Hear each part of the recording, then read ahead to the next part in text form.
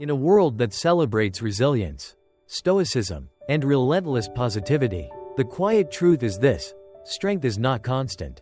We've been told over and over again to stay strong, keep it together, and never let them see you fall. But what if strength wasn't about holding it in? What if it included crying on the bathroom floor at 2 a.m., asking for help, or simply admitting, "I'm not okay today"? You don't have to be strong all the time is not a guide to becoming tougher. It's a gentle reminder that strength looks different on different days. Some days, it's showing up for your job or your family. Other days, it's turning off your phone, pulling the covers over your head, and resting. Both are valid, both matter. This book is for the ones who carry more than they speak of. For the ones who smile through heartbreak, hold up others while crumbling inside, and feel like the world expects too much from them. It's for those who are tired, not just physically, but soul deep. It's for you. Each chapter in this book will peel away the expectations we place on ourselves and invite you to embrace a softer way of being. You'll discover that letting go doesn't mean giving up, that crying doesn't mean weakness, that taking a break doesn't make you a failure, and most importantly, that strength isn't always loud, firm, or proud. It's often quiet, gentle, and slow. This is not a book you rush through. It's one you sit with. Let it hold your hand in the moments when everything feels too heavy. Let it remind you that you are allowed to unravel, and you can still be whole. You've been strong for so long. Maybe it's time to just be. And maybe, just maybe, that's the bravest thing of all. Now, take a deep breath, and let's begin. We live in a world where strength has been rebranded into something unrecognizable, something cold, unfeeling, robotic. We've turned it into a badge of honor to carry pain in silence, to pretend everything's okay when it's not, to keep going no matter how much it hurts. But what if that isn't strength at all? What if it's something else entirely? Fear, maybe, or habit, or survival? The myth of constant strength begins early. As children, we're told to stop crying, to be strong. As teens, we're encouraged to push through. As adults, we're expected to shoulder the weight of our lives, and sometimes others, without breaking, without resting, without feeling too much. And slowly, we internalize this idea that to pause is to fail, to feel is to fall apart, to rest is to waste time. But here's the truth no one says out loud: no one is strong all the time. Not even the ones who look like they are. Not the leader at work. Not the friend who always gives advice. Not the parent who never shows a tear. Behind every composed exterior is a human being who hurts, who gets tired, who sometimes just wants to collapse in a heap and say, "I can't today." You are not weak because you feel. You are not broken because you need a moment, or many, to breathe. That's not the absence of strength. That's your humanity. And somewhere along the way, we need to stop confusing being human with being weak. True strength is flexible. It bends. It adapts. It knows when to keep going and when to stop. It knows when to ask for help. It knows when to say, "No more for today." The strongest people are not the ones who push past every limit. They're the ones who know how to honor their limits. And yet, society doesn't reward that kind of strength. It doesn't praise the ones who choose therapy instead of numbing, who say, "I need a break," instead of faking a smile, who let themselves cry in the middle of the night because their soul needs the release. But maybe it should. Maybe those quiet, unseen moments are the real acts of courage. You don't have to wear armor every day. You don't have to fight every battle. And you certainly don't have to pretend that nothing ever hurts. The pressure to be unbreakable is heavy. You were never meant to carry it alone. You were never meant to carry it forever. You can set it down. You can exhale. You can admit that sometimes it's all too much and still be worthy. Still be enough. Still be strong. Let's start rewriting the story. Let's redefine what it means to be strong, not as perfection, not as endurance without end, but as presence, as honesty, as softness in a hard world. And maybe strength isn't always doing more. Maybe sometimes it's doing less. Maybe it's just letting go. And that brings us to something many of us struggle with but rarely talk about: what it means to let go, and more importantly, how to do it without drowning in guilt. In the next part, we'll gently open the door to something softer, something liberating, Something you've been craving without knowing how to name. Let's step into that space together. Letting go is one of the hardest things we'll ever learn to do, because somewhere deep inside, we've been taught that holding on means we care. That staying in hard places proves our strength. That letting go means we gave up too easily. That we weren't loyal, or that we weren't enough. But maybe that's not the truth. Maybe letting go is not the same as giving up. Maybe it's not a failure at all. Maybe, in some cases, letting go is the most loving, honest, courageous thing we can do. We hold on to so much, don't we? Old expectations, relationships that no longer feel safe, stories about who we were supposed to be, the person we thought we'd become. We cling to roles that exhaust us, to pressure we never asked for, to timelines we're ashamed of not meeting. And each time we try to loosen our grip, guilt wraps around our chest like a tightening rope. But what if I'm being selfish? What will they think? Am I being lazy? Am I giving up too soon? Let me remind you, there is no shame in walking away from what hurts. There is no guilt in choosing peace over performance. There is no weakness in choosing softness over striving. We need to stop measuring our worth by how much we can endure. You are not a container for suffering. You are not here to constantly prove your resilience. And you don't owe anyone a lifetime of discomfort just because you once said yes. Letting go can look like stepping away from a friendship that no longer nourishes you. It can look like giving up the need to explain yourself to people who misunderstand you no matter what. It can be closing the door on habits that once kept you safe but now hold you back. Or simply releasing the need to be the strong one all the time. Sometimes, letting go is an act of reclaiming space, reclaiming time, reclaiming yourself. And yet, guilt always finds a way to whisper. So here's what I want you to know. Especially in those tender moments, guilt is not always a sign you've done something wrong. Sometimes guilt is just a sign you're breaking an old rule, a rule that no longer serves you. A rule that said, sacrifice is noble, or don't put yourself first, or you must earn rest. You are allowed to rewrite the rules. You are allowed to let go, even if it makes other people uncomfortable. Even if they don't understand. Even if it feels unfamiliar and strange. Because you are not here to be everything for everyone. You are here to live honestly, gently, fully. Letting go is not a one-time event. It's a quiet, repeated choice, a whisper to yourself. I don't have to carry this anymore. Over and over, until the burden finally loosens and you realize your breath feels lighter. Your shoulders softer, your heart freer. There will still be days when the guilt returns. When you second-guess the space you've claimed for yourself. That's okay. Healing isn't linear. But just remember, there is nothing selfish about protecting your peace. There is nothing wrong with choosing your well-being. And if no one else has told you this before, let me be the first. You don't need to suffer to be worthy. You don't need to struggle to be loved. You don't need to hold on to things that are slowly breaking you just because someone else says it's noble. You can let go. You're allowed to. And that doesn't make you weak. It makes you free. And once we learn to let go, even just a little, something else begins to happen. We create space for what's real. For what's been waiting underneath all that pressure. That's where we find something we've been told to avoid, breaking down. But what if we saw it differently? What if breaking down wasn't something to fear, but something to allow? Let's talk about that next. There's a quiet, unspoken rule in our culture. Keep it together. No matter how much you're hurting, how lost you feel, or how heavy everything becomes, just keep smiling. Keep functioning. Keep showing up. But at what cost? What happens when you're constantly holding it all in? Pretending to be okay when you're not? You begin to unravel in silence. And it's in those moments, late at night, behind closed doors, or in the privacy of your own thoughts, that you feel it rising, the tears, the rage, the sorrow, the sheer overwhelm. And yet, you fight it, you push it back down. Because somewhere deep inside, you've learned that breaking down is wrong. That it makes you weak. That it means you've failed. But let me offer you a truth that may feel like a breath of fresh air. Breaking down is not a failure. It is a release. We were never meant to carry everything alone. We were never meant to hold back our pain, deny our emotions, or stuff everything inside like it doesn't matter. Your tears matter. Your anger matters. Your heartbreak matters. These are not signs of weakness, they are signs of being human.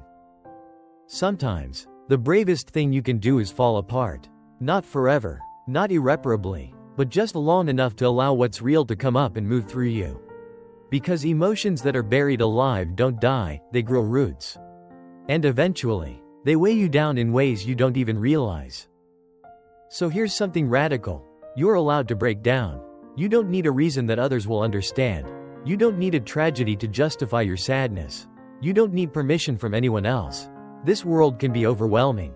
Life is full of small heartbreaks and invisible weights that add up. You can cry. You can scream into a pillow. You can lay in bed and stare at the ceiling and not know what to do next. And none of that makes you less. None of that disqualifies you from being strong, capable, or worthy. We need to normalize emotional release. We need to normalize needing a day off, not just from work, but from being the strong one, from holding it together, from pretending everything is okay when it isn't. When you break down, you're not falling apart, you're falling inward. You're turning toward your own truth.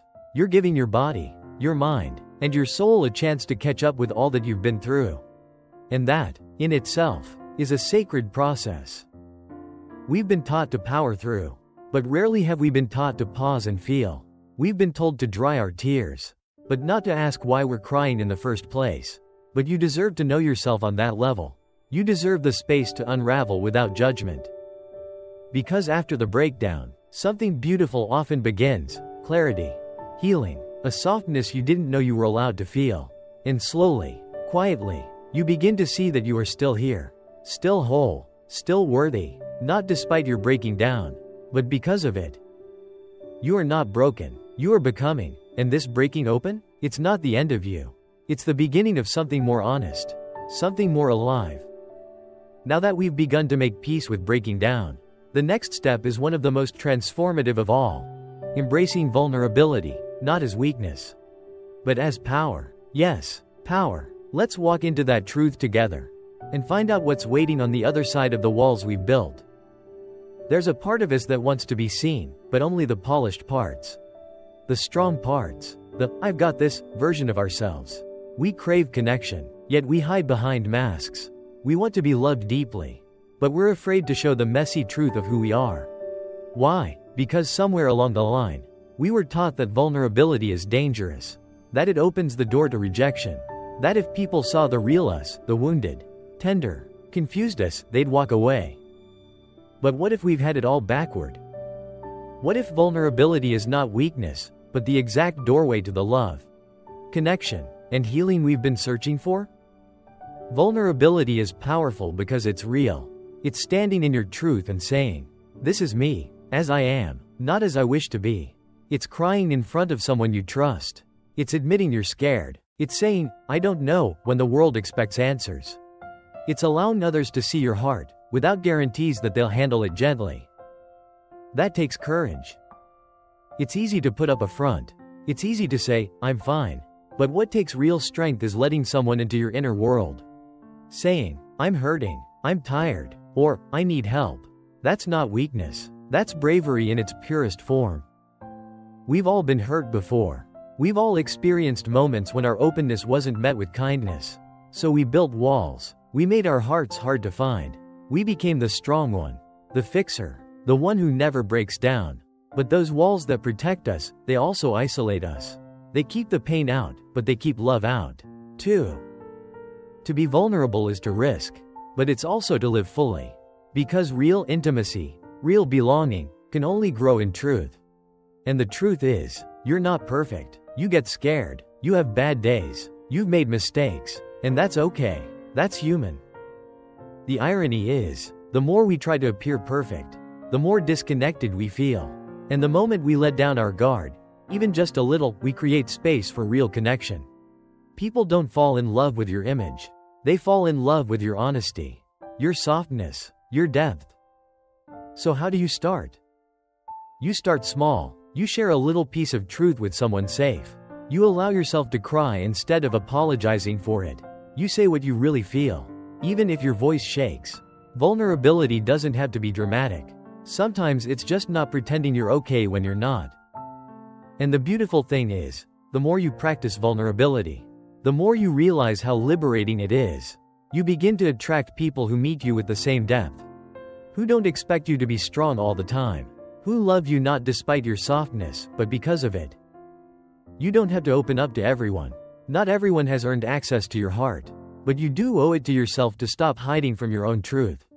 Your emotions are not embarrassing. Your honesty is not a burden. Your truth is not too much. In a world full of filters, let your real self be the rarest thing of all, unfiltered and unafraid. Now that we've uncovered the quiet power that lives within vulnerability, the next question naturally arises. What does it actually mean to cope in a world that constantly demands more of us than we have to give? The next part of our journey takes us to redefining what it means to cope, beyond just surviving. Let's take that step together. We hear the word cope so often, but rarely do we pause to ask, what does it really mean? For many of us, coping became something automatic, something instinctual, a silent response to overwhelming stress, pain, or a loss. We found ways to keep going, whether it was through distractions, overworking, shutting down, isolating, or pretending. And even though we made it through, we were left wondering, is this what surviving is supposed to feel like? So heavy? So exhausting? So disconnected? The truth is, coping isn't about pretending everything is okay. It's about finding a way to carry life, even when it's not. And it's time we gave ourselves permission to redefine it. Coping doesn't have to mean pushing yourself past the edge or keeping a brave face when your heart is aching. It doesn't mean smiling when you want to cry, or working harder to silence the inner chaos. Real coping is softer, gentler, sometimes quieter. It looks less like survival mode, and more like soul tending. It's turning off your phone when the noise gets too loud. It's choosing tea and silence instead of one more meeting. It's journaling instead of scrolling, crying instead of suppressing, letting yourself feel the weight of what you've carried for so long, without rushing to fix it. You're not supposed to carry everything with grace. You're not supposed to cope beautifully. You're allowed to cope messily, loudly, quietly, in ways that don't look like strength, but are survival nonetheless. Let's also talk about how we shame ourselves for how we cope. We look back at past versions of ourselves and cringe. I shouldn't have shut down. Why did I isolate? I should have known better. But here's what I hope you'll hear. You coped the best way you knew how with the tools you had at the time. And that deserves compassion, not criticism. We're not here to perfect our coping. We're here to make it kinder, more attuned, more aligned with who we are now, not who we had to be back then to survive. So what might it look like to cope in a way that's truly healing? It might mean reaching out instead of isolating, just once. It might mean saying no to something you always say yes to, because you're finally listening to your limits. It might mean giving yourself the full day to rest without guilt, or allowing yourself a soft playlist and candlelight because it soothes your nervous system after a long day. Coping doesn't have to be dramatic. It just has to be yours, truthful, intentional, and rooted in what actually supports your heart. And while we're here, let's release the idea that we need to bounce back quickly. You're not a rubber band. Healing isn't elastic. You're not meant to snap back into shape. You're meant to evolve slowly, gently, in your own time. There is no gold medal for holding it together, no prize for pretending. You are not more worthy because you've mastered endurance.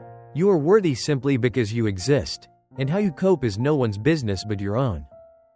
So let your coping look different. Let it look like asking for help. Let it look like canceling plans. Let it look like saying, I'm doing the best I can right now. And that has to be enough. And now that we've softened the way we cope, a natural space opens up, one that invites us into something we often forget is allowed: rest. But not just physical rest. Soul deep, spirit honoring, unapologetic rest. In the next chapter, we'll talk about why rest is not laziness, and how it can actually become one of the most powerful forms of healing you'll ever allow yourself. Let's breathe into that space together. There comes a moment, after the overwhelm, after the breakdown, after the years of pushing through, when your body whispers something simple but profound: please rest. And yet, how often do we ignore it? We've been conditioned to associate rest with laziness, weakness, or wasted time. We've learned to feel guilty for slowing down, as if being still means we've stopped being valuable. But the truth is, rest is not a reward, it is a requirement. Your body needs it, your heart needs it, your spirit needs it. Rest is not just sleep. It's not just the act of closing your eyes for a few hours at night. It's spaciousness, it's softness, it's the conscious, intentional decision to stop performing and start healing. When you've spent so long in survival mode, rest can feel unnatural at first. It may even feel uncomfortable. That's because we've been praised for overworking, for sacrificing, for being busy. We've been told that being productive is how we prove our worth. But what if you didn't have to earn your rest? What if your value wasn't measured by output? What if slowing down didn't mean falling behind, but finally catching up with yourself? Rest is rebellion in a world that demands constant motion. It's saying, I refuse to burn myself out to meet someone else's timeline. It's choosing to care for your nervous system. It's honoring your limits. It's allowing your body to soften after being in fight or flight for far too long. Sometimes, rest is physical, sleeping in, napping, stretching, doing nothing at all. Sometimes, rest is emotional, stepping back from drama, turning down the volume of the world, letting go of the pressure to have it all figured out. And sometimes, rest is spiritual, reconnecting with quiet, being alone with your thoughts, praying, meditating, or just listening to the stillness within. No matter what form it takes, rest is powerful. Because in the stillness, we begin to hear our own voice again. We begin to feel what we've been suppressing. We begin to process what we've been carrying. Rest brings clarity. It restores our connection to ourselves. And perhaps most importantly, it teaches us that we are allowed to stop. You are allowed to rest. Even if there are things left undone. Even if others don't understand. Even if the world keeps moving. You are not behind. You are not lazy. You are a human being who deserves to breathe without guilt. And when you finally give yourself permission to rest, you begin to realize something. You're not losing time, you're reclaiming it. You're no longer spending all your energy on performing strength. You're finally allowing yourself to be held, to be quiet, to be. Rest doesn't erase the pain, but it makes space for healing to enter. It doesn't mean you don't care. It means you care enough about your future to protect your present. So let yourself lie down. Let yourself pause. Let yourself exist without doing. Even if just for a moment. You are allowed to rest here. And from that place of rest, from the space you've finally created for yourself, you'll begin to feel something new rise. A gentle readiness to begin again. Not rushed, not forced, but rebuilt from the inside out. In the next part of our journey, we'll explore how to rebuild your life, your energy, and your sense of self, at your own pace, and in your own time. You've earned that grace. Let's step into it together. After you've rested, really rested, not just physically but emotionally, spiritually, there's often a quiet question that arises. What now? You've made space. You've let go. You've broken down and softened. And now, you're standing in a new kind of stillness. Unsure of how, or even if, you're supposed to begin again. This moment is tender. Because rebuilding isn't about snapping back into the version of yourself you used to be. It's not about bouncing back or regaining your old rhythm. In fact, maybe it's not about going back at all. Maybe it's about becoming something new. Something more honest. Something more aligned with who you are now. Rebuilding at your own pace is an act of self-respect. It's choosing to move slowly when the world tells you to rush. It's saying, I'm not ready yet, and honoring that truth. It's recognizing that your healing timeline doesn't have to match anyone else's. There is no deadline for feeling whole again. No calendar for getting your life back on track. You are not behind. You are right where you need to be. Start small. Maybe rebuilding means making your bed in the morning, not because you have to, but because it reminds you that you're worth caring for. Maybe it means going for a walk and noticing the breeze. Drinking water. Saying yes to something tiny that brings you joy. These may seem like nothing, but they are everything. They are signals to your nervous system that life is returning. That safety is possible. That you are learning to trust yourself again. There's no blueprint for this part. No clear checklist. And that can feel scary, but it can also be freeing. Because rebuilding doesn't require perfection. It requires presence and patience. Sometimes, you'll take a step forward and then 2 steps back. That doesn't mean you're failing. That means you're learning. Healing isn't a straight road, it's a spiral. And each loop brings you closer to the core of yourself. It's also okay if some days still feel heavy. If some mornings you wake up and want to stay under the covers. If some moments remind you of the pain you've come through. Those aren't signs that you're broken. They're proof that you're alive. That you're feeling. That you're healing in real time. You don't need to rush toward the next big thing.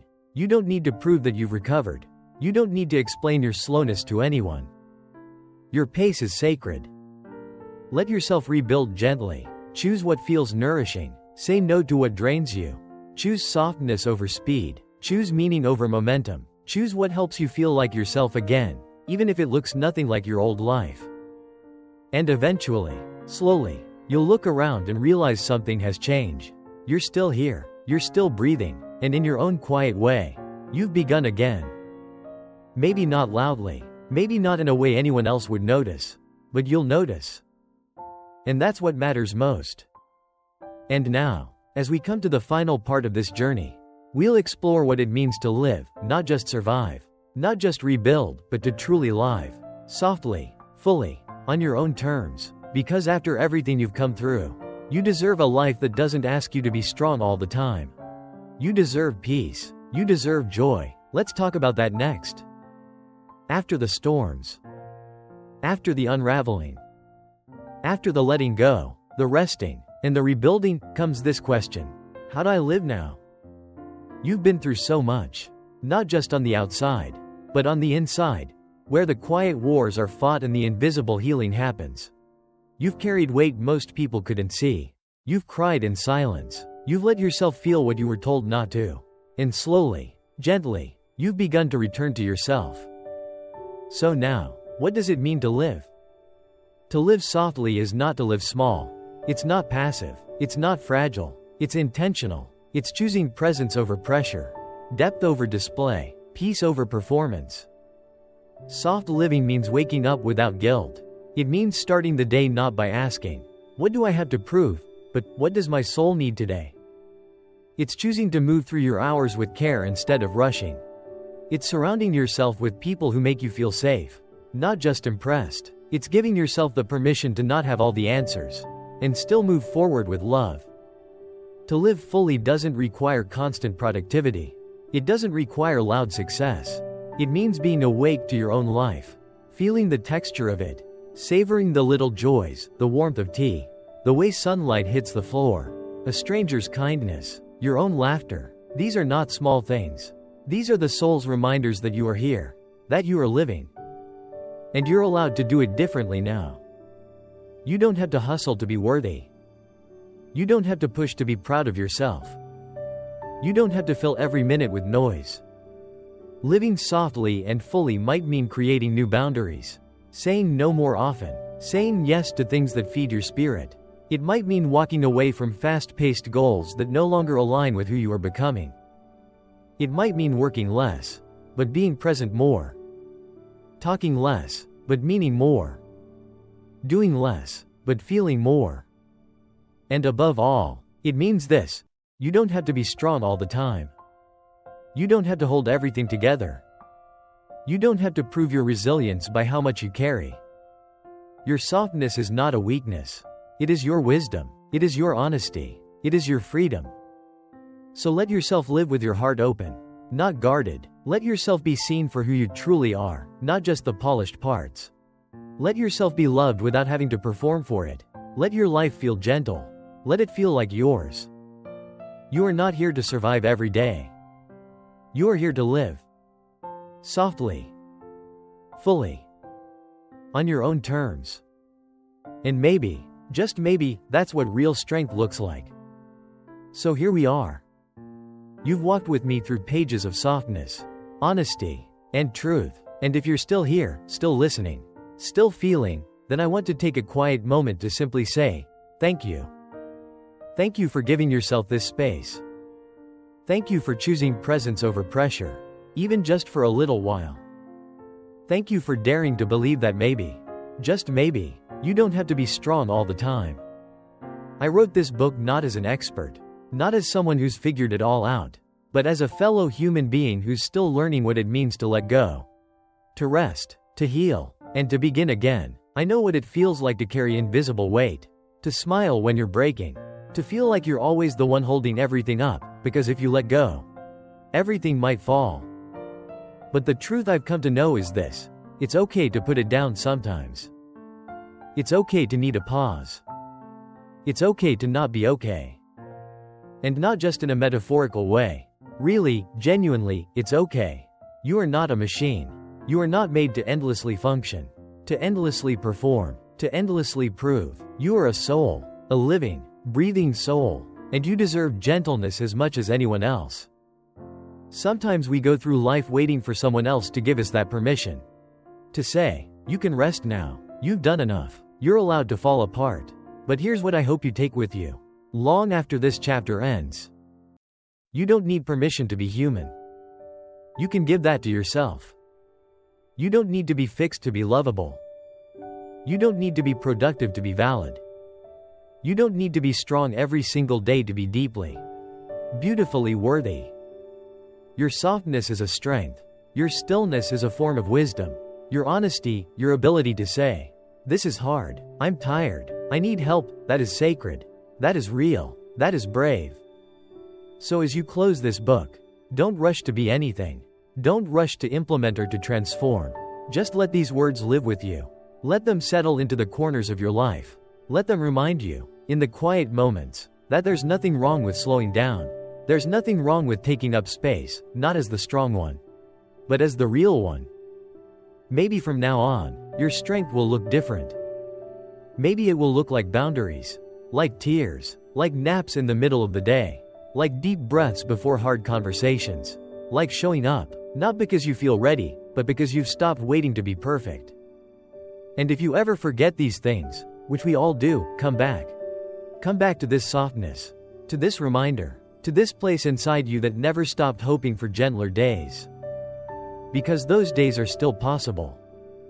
And more than that, they're deserved. Thank you for letting me walk beside you, for trusting me with your time, your heart, your healing. I don't take that lightly. Wherever you go from here, may you go gently. And remember, you don't have to be strong all the time. You just have to be real. And that is more than enough.